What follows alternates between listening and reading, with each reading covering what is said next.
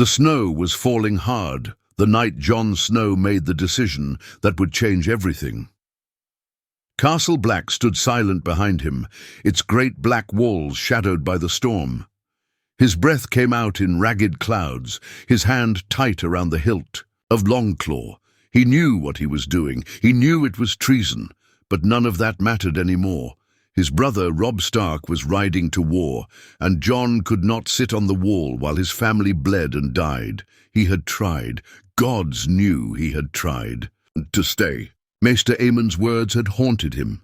The old man, blind and full of sorrow, had told him about the weight of choice, about duty, about how love was the death of duty. But Jon's love for his family was stronger than any vow. Stronger, even than the cold stone of the wall itself. Ghost padded silently at his side, the big white direwolf almost invisible against the snow. They moved fast, hearts pounding. Jon hadn't told Sam, he hadn't told anyone. He had just strapped on his sword, slung his cloak over his shoulders, and left. It felt wrong. It felt like cutting off a piece of himself. But it also felt like breathing after drowning.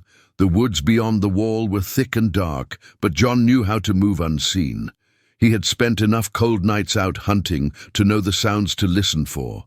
His mind raced with what he was walking toward. Robb would need him.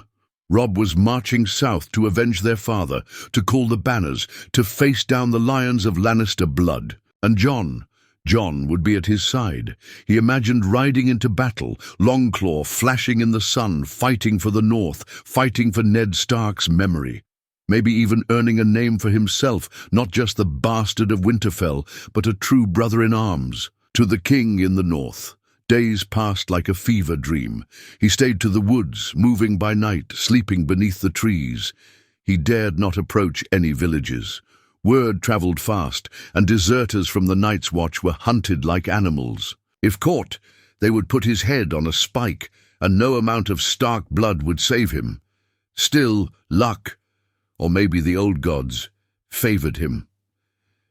At a lonely crossing near the neck, he found them, the Stark banners rippling above a camp of thousands. The direwolf of House Stark stood proud against the wind, black against white. Jon's heart leapt at the sight.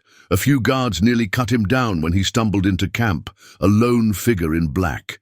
It took all his strength not to fight back when they grabbed him, shouting for help. They dragged him toward the command tent, rough hands on his arms, Ghost growling low and dangerous. Robb was there. Younger than Jon remembered him, thinner, harder around the eyes, but still Robb, his brother, his king now. At first, Robb stared at him like he was a ghost. Then he rose, pushing past his men, and grabbed Jon in a fierce embrace. "Jon," he said, his voice cracking, "by the gods, Jon, what are you doing here?"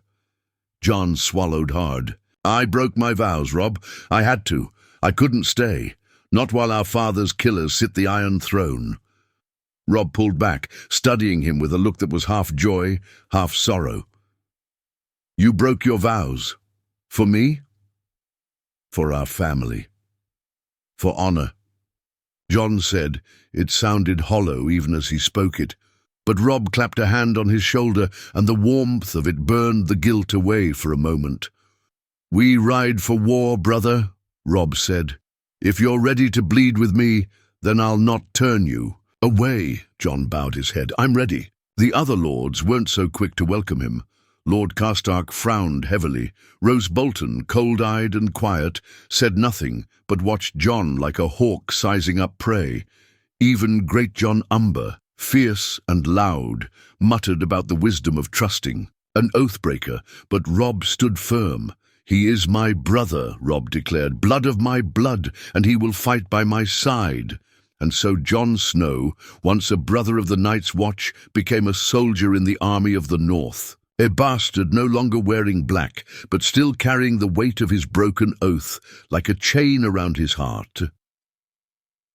As the army marched south, the drums of war beating louder with every mile, Jon wondered what price he would pay for the choice he had made. He did not yet know the gods were watching, and they do not forgive lightly. The march south was a grim affair.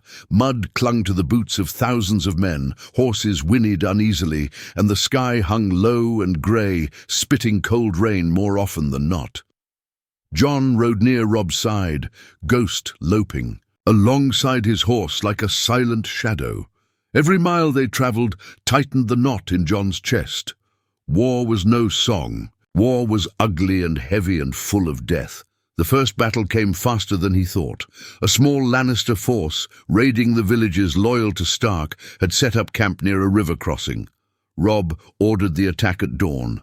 Jon found himself gripping, Longclaw so tight his knuckles went white. When the horn sounded and the men roared their charge, Jon rode with them, heart hammering so hard he thought it might tear from his chest. The field was chaos, screaming men, horses crashing into one another, arrows slicing the air. Jon fought like a man possessed. His training at Castle Black took over, his sword flashing as he cut down an enemy soldier who came at him with a spear. Blood sprayed across his face, warm and sickening. He killed again and again. Faces blurred. Screams became a dull roar in his ears. By the time the fighting ended, Jon was soaked in blood, and the ground was littered with the broken bodies of men he barely remembered seeing. He sat in the mud afterward, staring at his shaking hands. Ghost pressed his cold nose against Jon's arm, grounding him. It wasn't glory he felt, it was something uglier, emptiness and fear. Robb clapped him on the back later that night by the campfire, a mug of watered ale in his hand. "You fought." "Well, Jon," he said, "you fought like a true Stark."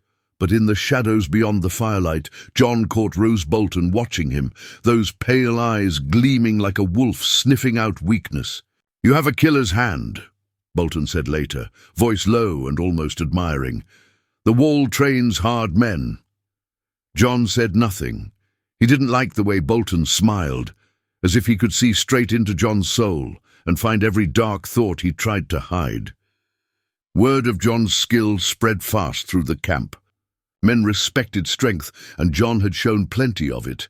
Yet behind their nods and claps on the back, Jon heard the whispers. Oathbreaker, crow, bastard, it didn't matter. He hadn't come for their approval. He had come to fight for Robb, for his family. And as the banners of House Stark rose over another battlefield, Jon felt a sliver of pride pierce through the heavy cloak of guilt he wore. But it wasn't just the northern lords who took notice. One night, as the army camped near, the twins, a messenger arrived under cover of darkness, a raven from the wall. The Night's Watch knew Jon had deserted. There would be no forgiveness. There would be no pardon. A black cloak had been found nailed to the gates of Castle Black, with a simple message scrawled in blood. "Deserters die." Jon read the letter by firelight, his hands trembling slightly. His brothers, men he had bled and fought beside, had declared him dead in their eyes.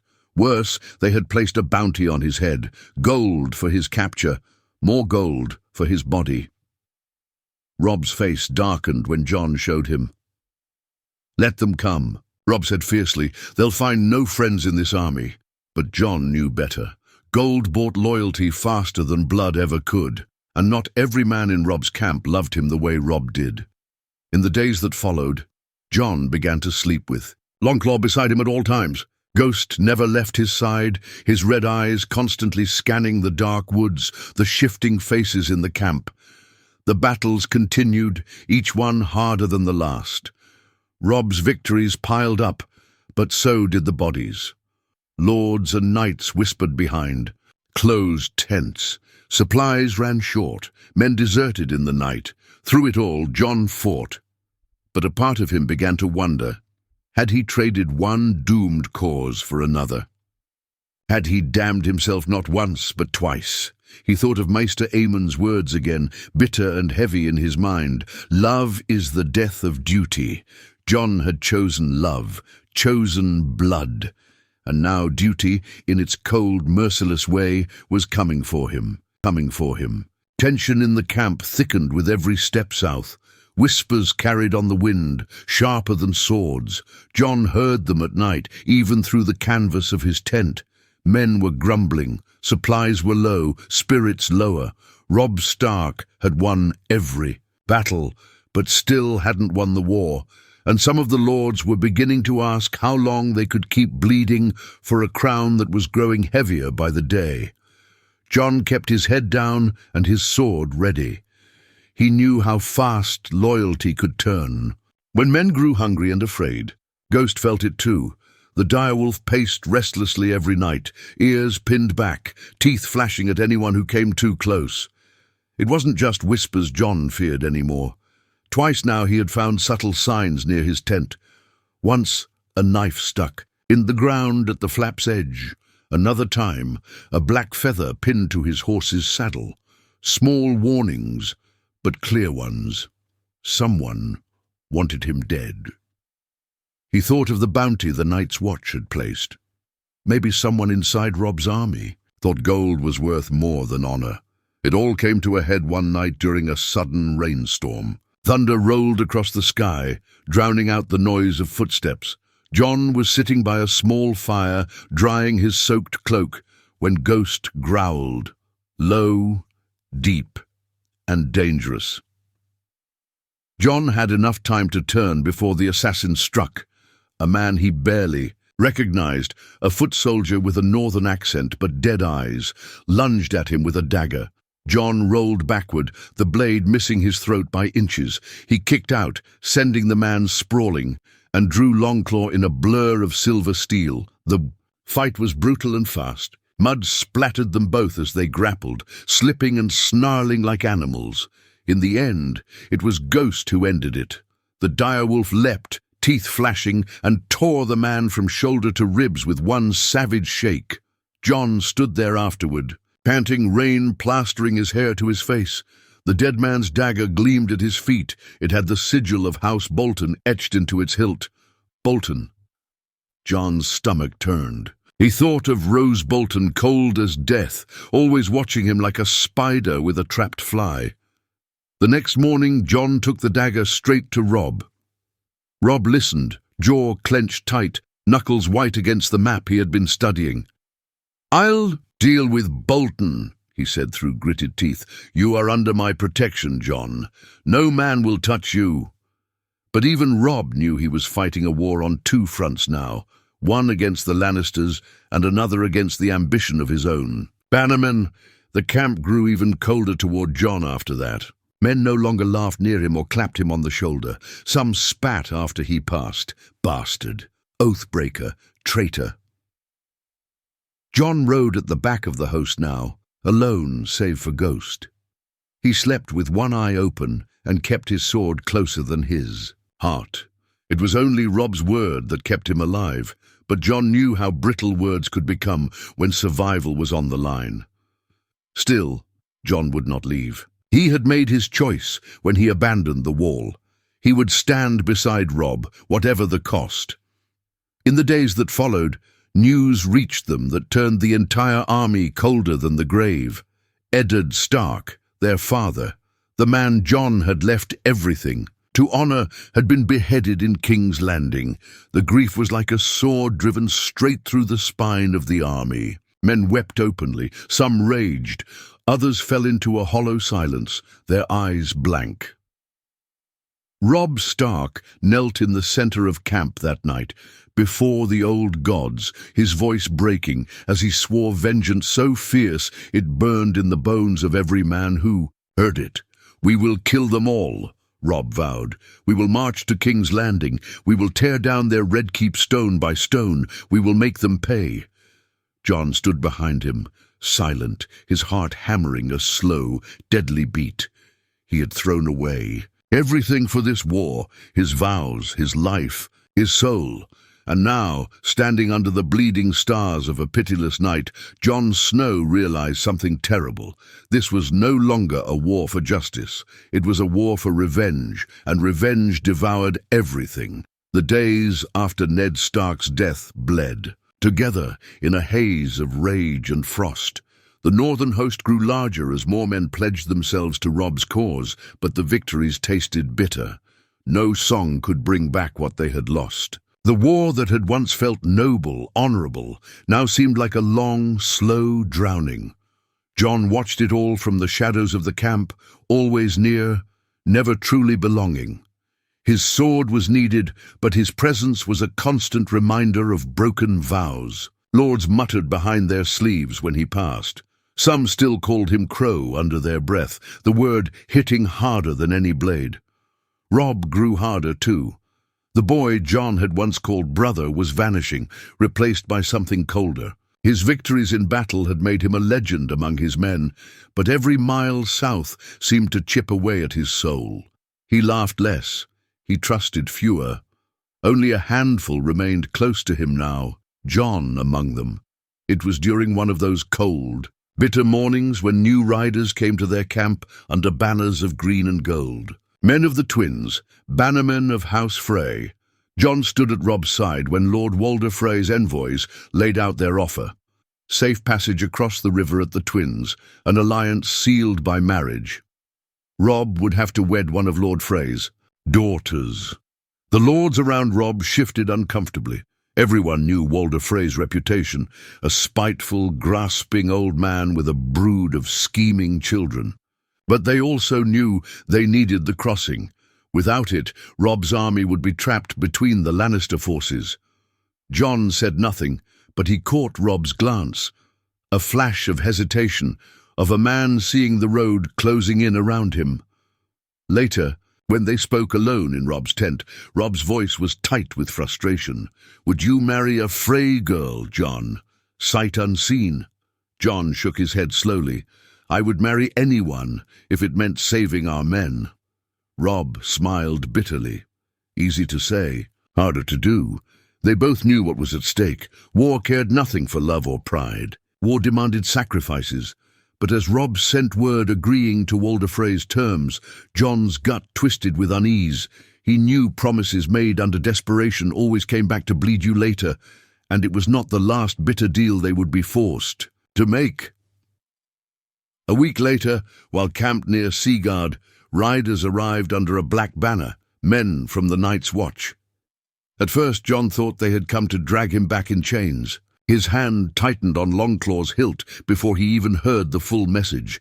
They did not come to arrest him, they came to plead for help. Mance Rayder, the king beyond the wall, had united the wildlings into a massive army.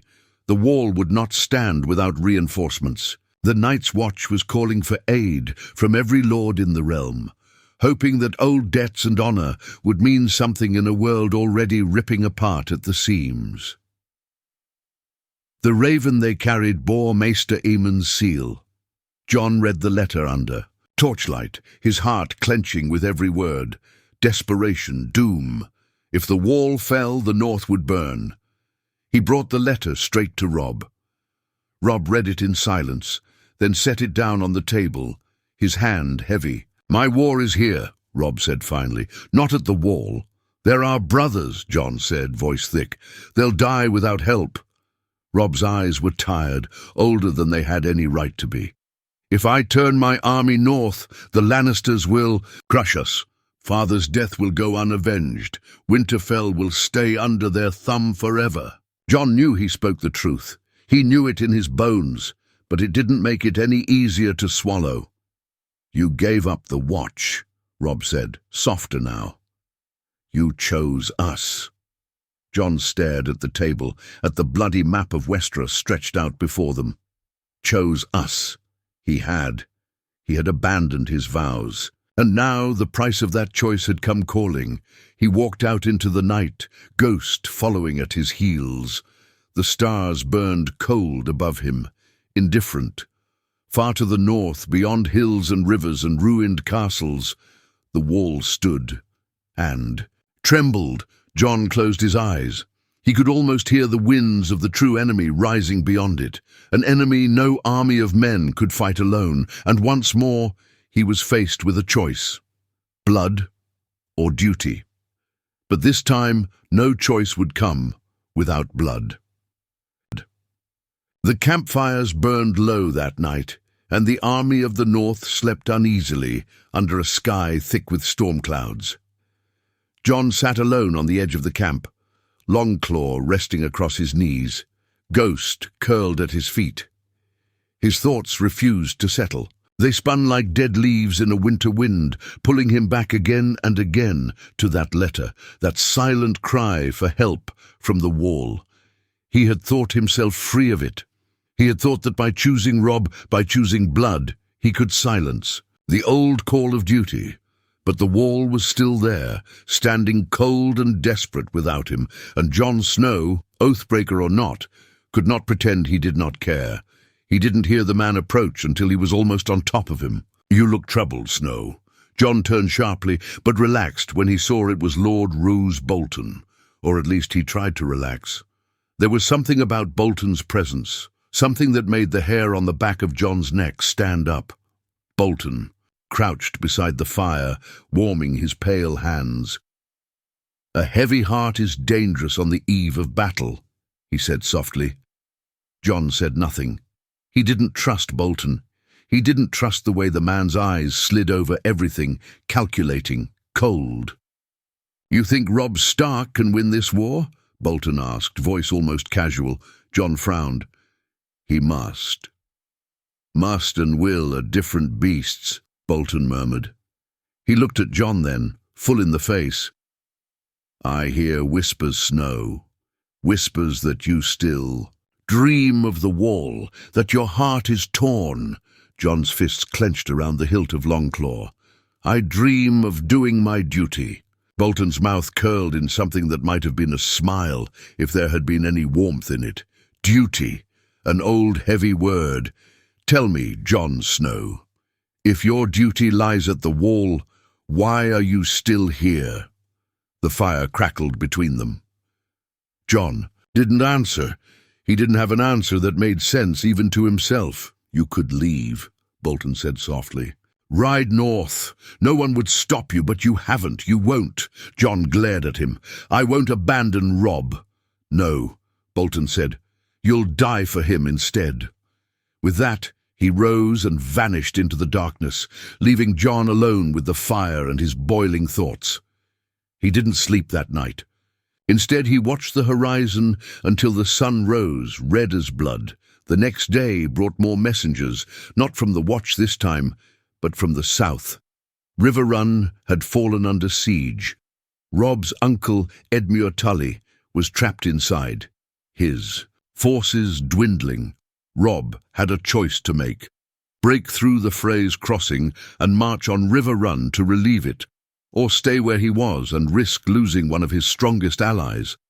It wasn't really a choice. If River Run fell, the North's rebellion would collapse with it. Robb gathered his commanders in the command tent, his face grim. "We march," he said. "We take the twins. We cross the river. We break the siege."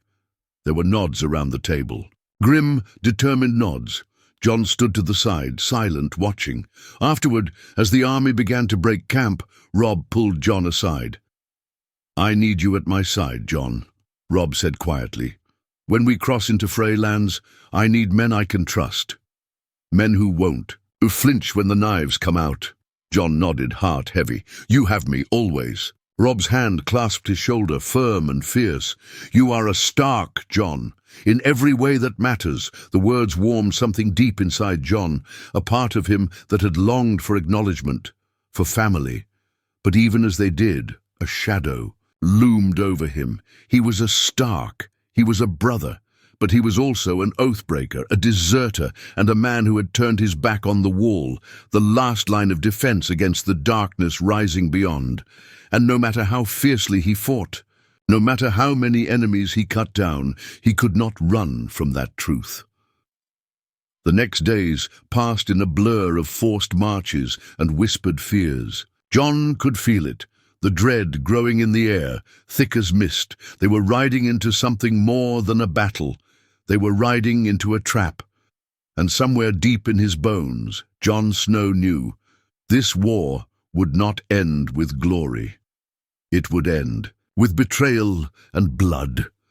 The twins loomed ahead, two massive stone towers rising on either side of the Green Fork River, connected by a long, arching bridge. They looked old, damp, and unwelcoming under the grey sky. Jon rode beside Robb, feeling the weight of 1,000 unseen eyes from the ramparts. Frey men lined the walls, their faces unreadable. The banners of House Frey flew high, pale blue with crossing towers. But Jon didn't trust the sight. Ghost growled low in his throat, ears flattened, hackles raised. It set Jon's teeth on edge. Robb had made the deal. Marriage to one of Walder Frey's daughters, a safe crossing in return, an alliance sealed in blood and vows. But Jon could feel the lie in the air, thick and rotten. Walder Frey himself was waiting in the great hall, perched on his high seat like a vulture. His sons and daughters and grandsons packed the room, their faces ranging from bored to sneering. Robb dismounted and approached with the banners of Stark flying high. Jon followed at his side, Ghost silent and watchful behind him. Lord Walder smiled thinly. "The young wolf, they call you," he said in his cracked voice. "Come to cross my bridge, have you?" Robb kept his tone civil, measured. "I've come to honor our agreement, Lord Frey."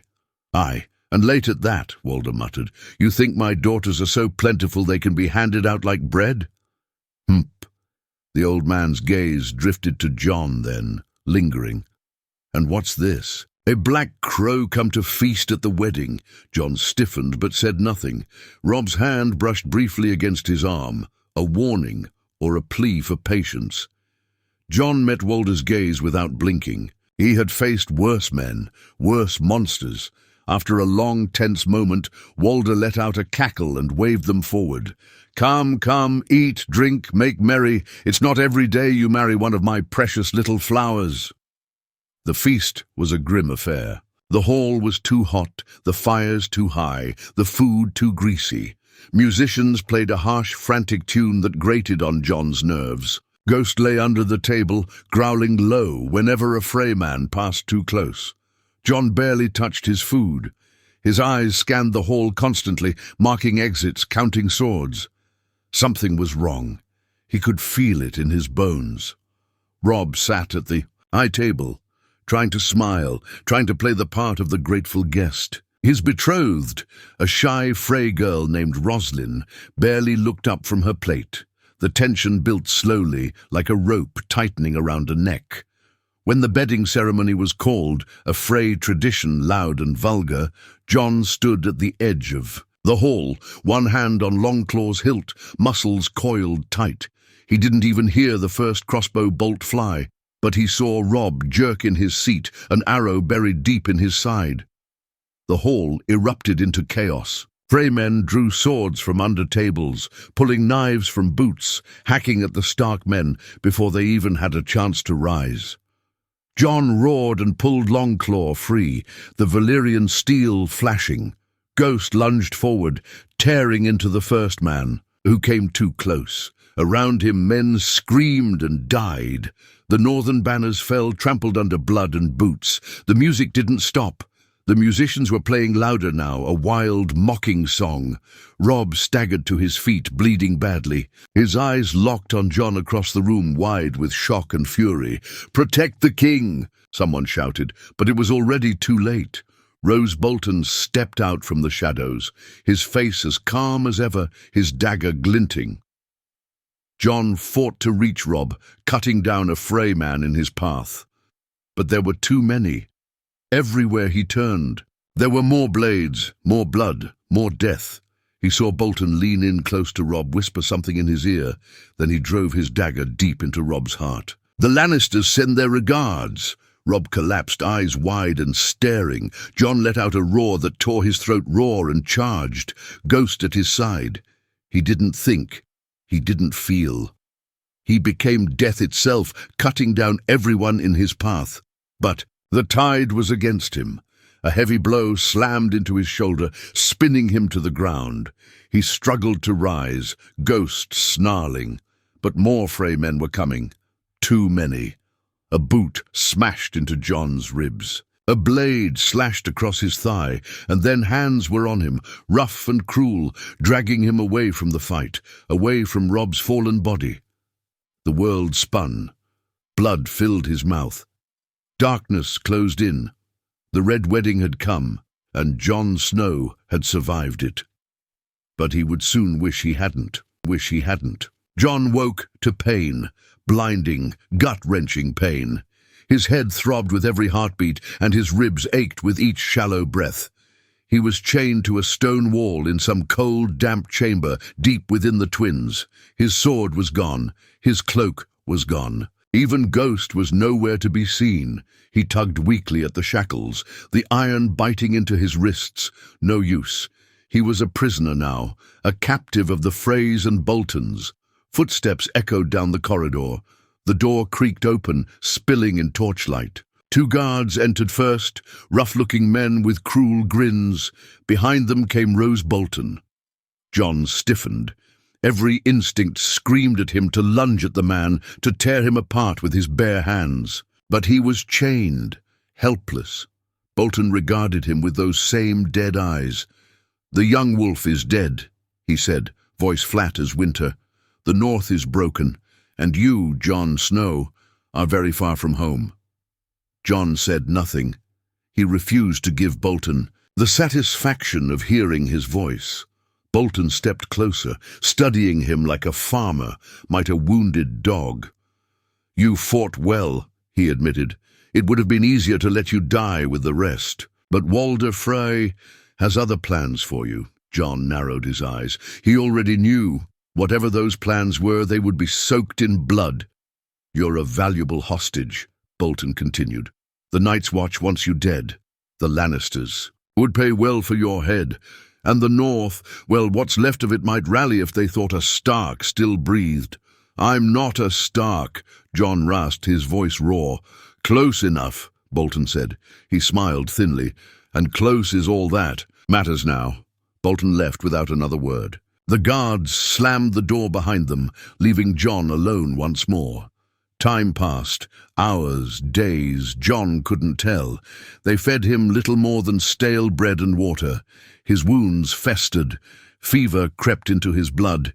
He dreamed of Robb's face, pale and staring. He dreamed of Ghost, howling somewhere beyond his reach, but he did not break. He planned. Every moment he spent chained to that wall, he studied his captors, their routines, their weaknesses. Rage burned inside him, keeping him alive when everything else tried to drag him down. Then, one night, a different visitor came. It was a woman cloaked and hooded. She slipped into his cell like a shadow, moving swiftly to his side. Before Jon could react, she pressed a finger to her lips, warning him to stay silent. She produced a key from her sleeve and set to work on his chains. The lock clicked open, and Jon fell forward, too weak to stand at first. The woman pulled back her hood. She was young, sharp-eyed, with the hard look of someone who had seen too much death. "My brother died for Robb Stark," she whispered. "I'm not about to let his brother rot in a Frey dungeon." Jon forced himself to his feet, leaning heavily against the wall. "Ghost," he rasped. "Where's my wolf?" "In the kennels. Drugged," she said quickly. "But alive. We don't have much time." She slipped him a small dagger, barely a toothpick against a sword, but it would do. They moved quietly through the halls, sticking to the shadows. Jon's legs shook with every step, but the fury in his heart pushed him forward. They reached the kennels, where Ghost lay chained, his white fur matted with blood. The direwolf's eyes snapped open at the scent of Jon, and a low growl rumbled deep in his throat, not at Jon, but at the chains. Jon knelt, working the lock with trembling fingers. It came free, and Ghost surged to his feet, staggering once, before planting himself at Jon's side, teeth bared at the world. Together they fled into the night. The alarm was raised almost immediately. Bells clanged, torches flared, shouts echoed across the Twins. Jon and his rescuer ran, Ghost clearing the path with savage fury. They cut through the courtyard, past drunken Freymen still celebrating the slaughter they had unleashed. An arrow grazed Jon's shoulder. He barely felt it. Freedom was in sight, the river, the dark woods beyond. They made it to the water's edge, the rain starting to fall in heavy sheets. Horses waited, stolen and saddled. The woman vaulted onto one, tossing Jon the reins of another. He clambered up, gasping from the effort. No words were spoken. They rode hard into the storm, into the wilds, leaving the twins and the dead behind. Jon didn't know where he was headed. He didn't know who he could trust. But he knew one thing for certain. He was alive. And he would make them pay, all of them. The world beyond the twins was a cold, broken thing. The rivers flooded their banks, the fields were black with ash, and the villages lay empty, their people either dead or fled. Jon and his rescuer, who finally gave her name as Lyanna Blackwood, rode through the ruins like ghosts, barely speaking, never stopping for long. Jon barely slept. Every time he closed his eyes, he saw Robb falling again, saw Roose Bolton's dagger twisting in his heart. He heard the cruel music playing as the North bled and died. Vengeance was the only thing that kept him moving. They made for the neck first, hoping to lose the Frey pursuers in the bogs and swamps. Lord Howland Reed still held Greywater watch, and he was a loyal man, loyal to Ned Stark's memory if nothing else. But the North was not the land Jon remembered. It had been carved up like a feast. Bolton men now ruled where Stark banners once flew. The Boltons had taken Winterfell. Jon learned that from terrified peasants they met on the road. Winterfell burned, its walls blackened, its halls filled with the stench of flayed flesh. Jon sat in stunned silence when he heard. The fire inside him cooled into something harder, colder. He had lost everything: father, brother, home. The old gods, it seemed, had turned their faces away from House Stark. At Greywater Watch, Howland Reed welcomed them quietly. He was a small man with moss in his beard and sadness in his eyes, but his mind was sharp as ever. "You shouldn't have lived through the twins," Reed said, studying Jon as they sat by a low fire. "Some gods have plans for you yet." Jon said nothing. He no longer believed in gods, only in blood. It was there, deep in the misty marshes, that Jon made a vow. He would not rally armies. He would not claim crowns. He would become a blade in the dark, a spectre in the north. The Freys would pay. The Boltons would bleed. One by one, those who had betrayed House Stark would fall. Lyanna Blackwood and a handful of Reed's marsh warriors pledged themselves to him, not out of duty, but out of vengeance. And so the killing began. It started small. A Bolton patrol, found dead on the road, their sigil of the flayed man torn to ribbons. Then a Frey merchant caravan was found slaughtered, the wagons burned, the horses freed. Rumors spread through the north like wildfire.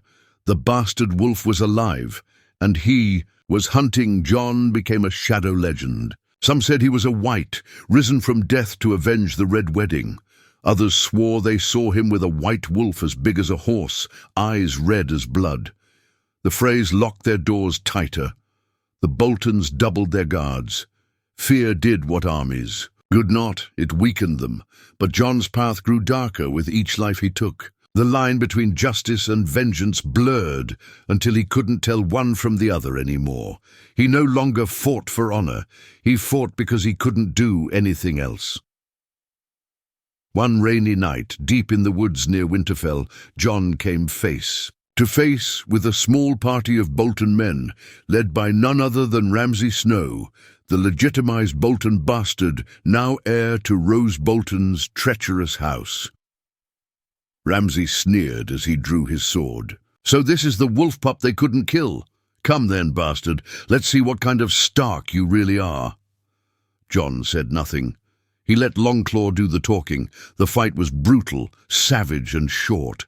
Ramsay was quick, but he fought like a bully used to easy victories. Jon fought like a man with nothing left to lose. When it was over, Ramsay lay broken in the mud, gasping through broken teeth. Jon stood over him, breathing hard. "You killed my brother," Jon said, voice rough. "You burned my home." Ramsay laughed weakly. "And I'd do it again." Jon didn't hesitate. He drove Longclaw through Ramsay's heart, pinning him to the ground like a worm.